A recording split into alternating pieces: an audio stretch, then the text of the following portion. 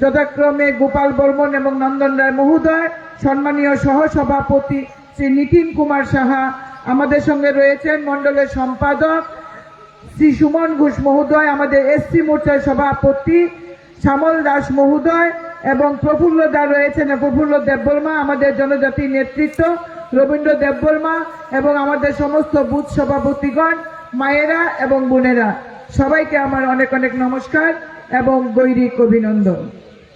আজকে আপনারা জানেন, আপনারা শুনেছেন, এই সভা হবে এই খবর পেয়ে আমাদের বিরোধী রাজনৈতিক দল, এমনকি আমাদের যে সরকারের অ্যালায়েন্স পার্টনার টিপরা মথা, আজকে গোটা দুস্কি জুড়ে তারা তাণ্ডব চালিয়েছে যাতে ভারতীয় জনতা পার্টি এই সভা করতে না পারে। তারা চেষ্টা করেছে প্রতিটা ঘরে ঘরে গিয়ে মাইকিং করে আমাদের এই সভা বানচাল করার জন্য।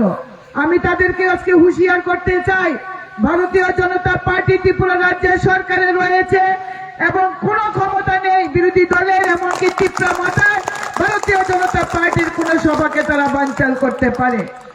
যেমন করে আজকে আপনাদের আটকাতে পারিনি, তেমনি করে আগামী 26-এ এডিসি নির্বাচনে ভারতীয় জনতা পার্টিকে আটকানোর কোন ক্ষমতা ত্রিপুরা মাথা নেই আজকে কমিউনিস্ট পার্টি এবং কংগ্রেস।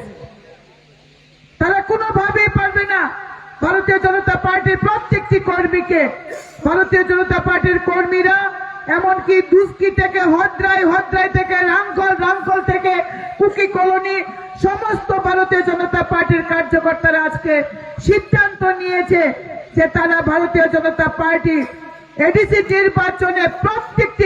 নির্বাচনে প্রত্যেকটি কেন্দ্রে ভারতীয় জনতা পার্টির সরকার করবে।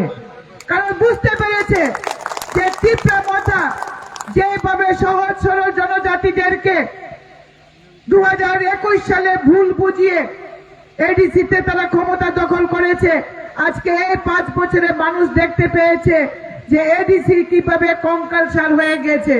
এডিসিতে কোনো উন্নয়ন নেই, এডিসিতে রাস্তাঘাট নেই, পানীয় জল নেই, শিক্ষা নেই, স্বাস্থ্য নেই। আজকে এডিসিতে যারা এমডিসিরা রয়েছেন তারা শুধু ক্ষমতা বুক করছেন, সমস্ত সুযোগ সুবিধা বুক করছেন, কয়েকদিন পরে আমেরিকা, লন্ডন তারা ঘুরতে যাচ্ছেন।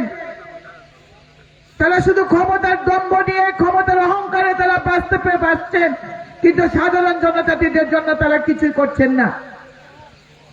এডিসিতে কোটি কোটি টাকার কেলেঙ্কারি, কোনো জবাব নেই। আমাদের এই রাজ্যের যিনি বুবাগলা বলেন, যিনি নিজেকে মহারাজ বলে আজকেও জাহির করেন, তাদের কাছে কোনো জবাব নেই যে এডিসিতে কেন আজকে এই দুরবস্থা, এডিসিতে কেন কোটি কোটি টাকার কেলেঙ্কারি, কেন দুস্কি এলাকায় একটা রাস্তাঘাট তারা করতে পারিনি। দুস্কি এলাকায় যদি রাস্তাঘাট করতে পেরেছে সেটা হলো প্রফেসর ডক্টর মানিক সাহার সরকার, যেখানে বিধায়ক হিসাবে আমি আপনাদের জন্য কাজ করছি। আজকেও এই সপ্তাহ আমরা 3টি রাস্তাকে স্যাংশন করেছি। এখানে আজকে কুকি কলোনিতে রাস্তা হবে, তুই চাকমাতে রাস্তা হবে, মনিরামপাড়াতে রাস্তা হবে, জয়দনপাড়াতে রাস্তা হবে। আমরা সেটা চেষ্টা করছি আপনাদের জন্য সেই কাজটা করার জন্য। আজকে দুস্কি এলাকায় স্বাস্থ্য পরিষেবা দেওয়ার জন্য আমরা নতুন করে হাসপাতালের আমরা প্রস্তাব রেখেছি রাজ্য সরকারের কাছে, এবং আমরা প্রণব দেববর্মা, অজিত দেববর্মা, রেণু দেববর্মাকে নিয়ে আমরা সেখানে জায়গা দেখেছি, আমরা সেখানে উন্নত ধরনের হাসপাতাল করব। আমরা প্রতিনিয়ত কাজ করার চেষ্টা করছি। আর একজন স্টেজে বসে থানসা করে কান্নাকাটি করে আপনাদের মন জয় করার চেষ্টা করছেন। মানুষ বুঝে গেছে যখন এই ইলেকশন আসে তার পরিবারের কাউকে না কাউকে দাঁড় করিয়ে দেয়। যখন তিনি কংগ্রেসের সভাপতি ছিলেন, তার বড় বোনকে কংগ্রেসের পূর্ব আসনে প্রার্থী করেছিলেন। আর এবার যখন আমাদের সাথে অ্যালায়েন্স হয়, সেখানে তিনি তার বোনকে ভারতীয় জনতা পার্টির সিম্বলে দাঁড় করিয়েছেন।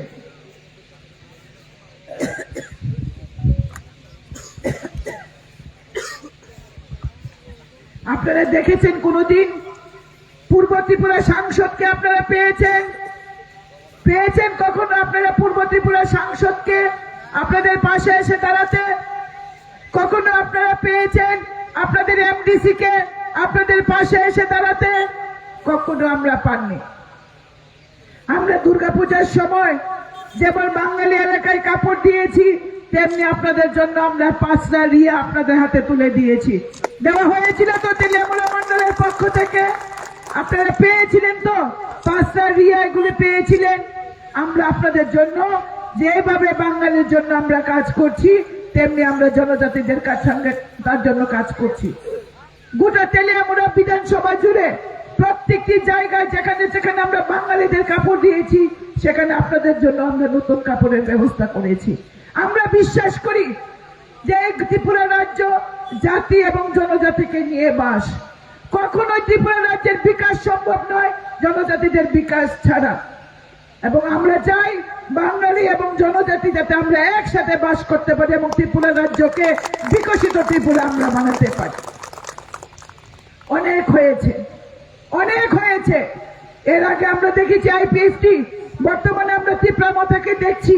কিন্তু আপনারা জানেন আপনাদের সঙ্গে কাজ করছে বিজেপি সরকার, কেন্দ্রে মোদী সরকার, আর এই রাজ্যে আমাদের প্রফেসর ডক্টর মানিক শাহ মাননীয় মুখ্যমন্ত্রী। আমরা যখনই আপনাদের জন্য কিছু তার জন্য বলতে গেছি, প্রত্যেকটা কাজ তিনি সঙ্গে সঙ্গে স্যাংশন করে দিচ্ছেন। এই কয়দিন আগে কুকি কলোনির কথা বলেছি, গতকালকে কুকি কলোনির জন্য রাস্তা বেরিয়েছে। আগামী সপ্তাহে আমরা 2 চাকমা, মনিরামপাড়া, জয়ধনপাড়া রাস্তা আমরা নিয়ে আসব। প্রত্যেকটি এলাকার বিকাশ চলছে। 2018 সাল থেকে আমাদের সরকার চলছে, 2018 সাল থেকে আমি বিধায়ক হিসেবে কাজ করছি। প্রত্যেকটি এলাকাকে ডেভেলপমেন্ট করার চেষ্টা করছি। আমরা কিছুদিন আগে এখানে জলের ব্যবস্থা করেছি, প্রত্যেকটি জায়গায় পানীয় জলের ব্যবস্থা করছি, শিক্ষার ব্যবস্থা করছি। আজকে পালাকলা স্কুলকে আমরা ঢেলে সাজানোর চেষ্টা করছি, হতরা স্কুলকে আমরা ঢেলে সাজানোর চেষ্টা করছি। কোথায় আপনাদের এডিসি, এমডিসি কোথায়? আমরা এমডিসি কে পাই না। আমাদের এমডিসি কে প্রয়োজন নেই। এবারের ইলেকশনে আমরা আমাদের ভারতীয় জনতা পার্টি থেকে আমরা এমডিসি নির্বাচন করব, যাকে আমরা পাশে পাবো। আজকে আমাদের বিপিন দেববর্মা মহোদয় গোটা রাজ্য জুড়ে আপনাদের জন্য কাজ করছেন প্রফেসর মানিক শাহের নেতৃত্বে। প্রত্যেকটি জায়গায় আমাদের ডেভেলপমেন্ট চলছে। কিন্তু আজকেও এডিসিতে এত ক্ষমতা পাওয়ার পরেও আমরা দেখছি এডিসিতে সাধারণ জনগণের জন্য কোনো পরিকল্পনা নেই। এইভাবে আপনাদেরকে শুধুমাত্র ঠাংসা করে, আপনাদেরকে দুর্বল করে দিয়ে, আপনাদের আর্থসামাজিক অবস্থাকে দুর্বল করে তারা ক্ষমতায় আবার দখল করতে চাইছে। বিপিন দেববর্মা ঠিক বলেছেন যে শিলংয়ে একের পর এক বিল্ডিং হবে, শিলংয়ে হোটেল হবে, আগরতলায় বিয়ে বাড়ি চালাবে, অথচ আমার গরিব যারা জনজাতি আছে তারা খাবার পায় না, তাদের বাচ্চাদের শিক্ষা স্বাস্থ্য হয় না। কিন্তু আমাদের প্রফেসর ডক্টর মানিক শাহ চাইছেন যে খুমলুং কেন গোটা রাজ্য জুড়ে জনজাতিদের বিকাশ হবে। আমরা চাই জাতি এবং জনজাতি মিলেমিশে আমরা একসাথে থাকবো, প্রত্যেকের উন্নয়ন হবে, প্রতি ঘরে উন্নয়ন হবে, প্রতি ঘরে সুশাসন যাবে। তাই আসন্ন আমাদের এডিসি নির্বাচন, আমাদের ভিসি নির্বাচন, এই নির্বাচনে আপনাদেরকে বুঝতে হবে যে প্রকৃত কাজ কারা আপনাদের জন্য করছে, কারা আপনাদের জন্য করছে। 2023 সালে ত্রিপুরা মাথার যিনি প্রার্থী হয়েছিলেন তেলিয়ামুড়াতে, তাকে আমরা কোনোদিন পেয়েছেন? আপনারা তাকে পেয়েছেন আপনারা কোনোদিন?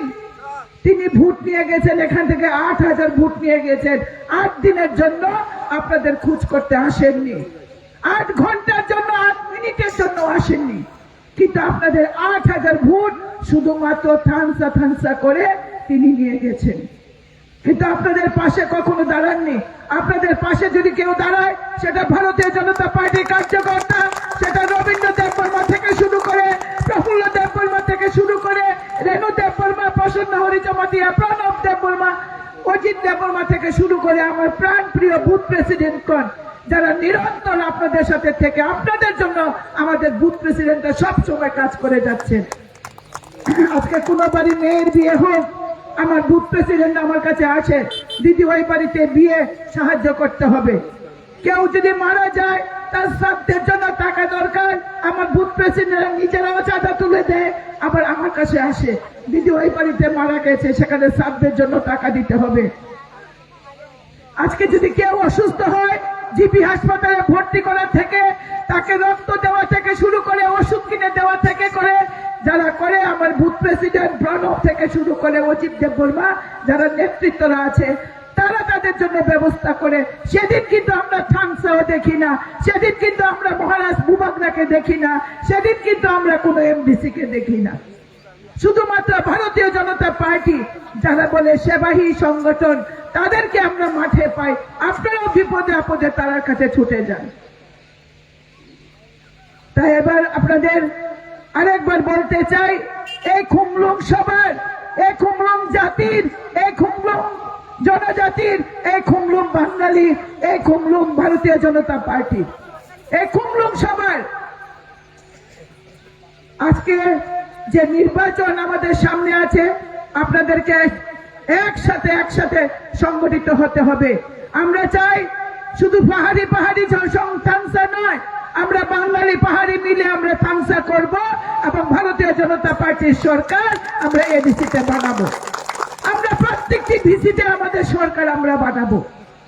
তাই আগামী এডিসি নির্বাচনে আপনাদের দায়িত্ব দিয়ে যাচ্ছি, আপনারা দুষ্কির প্রত্যেকটি ঘরে যাবেন, প্রত্যেকটি মানুষের সঙ্গে সম্পর্ক করবেন এবং প্রত্যেকটি মানুষকে বুঝাবেন যে এই রাজ্যের যদি ডেভেলপমেন্ট দরকার হয়, এই রাজ্যের যদি জনজাতিদের বিকাশ আপনারা চান, এই রাজ্যের জনজাতিদের শিক্ষা স্বাস্থ্যের কথা যদি আপনারা বলেন, এই রাজ্যের জনজাতিদের ভবিষ্যৎ প্রজন্মের আর্থসামাজিক উন্নয়নের কথা যদি বলেন, তাহলে ভারতীয় জনতা পার্টি ছাড়া কোনো অল্টারনেটিভ রাস্তা নেই।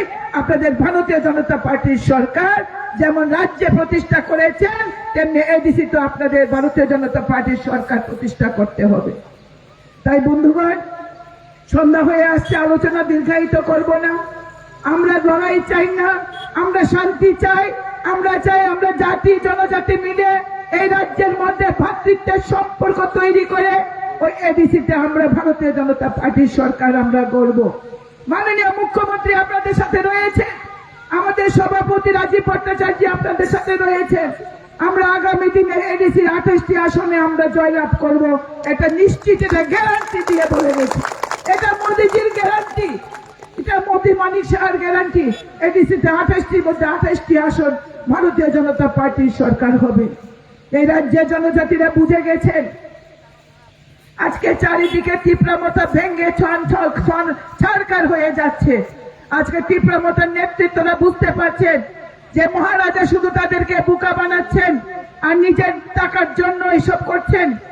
তিনি দিল্লিতে গিয়ে আপনাদের ডেভেলপমেন্টের কথা বলে তিনি নানান ভাবে প্যাকেজ ঘোষণা করে নিয়ে আসেন, কিন্তু জনজাতিদের কোনো ডেভেলপমেন্ট এই রাজ্যে এখনো হয়নি।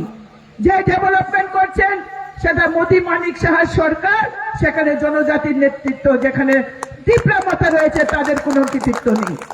তাই আগামী এডিসি নির্বাচনে আমি আপনাদের সকলকে দায়িত্ব দিয়ে যাই যে এডিসিতে এই দুষ্কি আসনে, এই মান্দাই পুলিনপুর আসনের দুষ্কি ভিসি থেকে আমরা প্রত্যেকটি ঘর থেকে ভারতীয় জনতা পার্টির পদ্মফুল আমরা পৌঁছাবো এবং আমরা খুমলুঙে ভারতীয় জনতা পার্টির সরকার আমরা প্রতিষ্ঠা করব। আমরা করবই, আমরা করে দেখাবই, কারণ আপনাদের সাথে আপনারা রয়েছেন, আপনারাই আমাদের শক্তি। তাই আলোচনা দীর্ঘায়িত না করে আবারও সকলকে আমরা অনুরোধ করব, আপনারা বুঝার চেষ্টা করুন। তীব্রমতার কোনো শক্তি নেই, তীব্রমতার কোনো শক্তি নেই আমাদেরকে হারানোর মতো। কিছু লাল মতো তীব্রমতাকে ঢুকে সন্ত্রাস করার চেষ্টা করছে। সময় আসলে পরে তারা তাদের বিষ তারা দেখিয়ে দেবে, কারণ এরা তীব্রমতা নয়, এরা লাল মথা।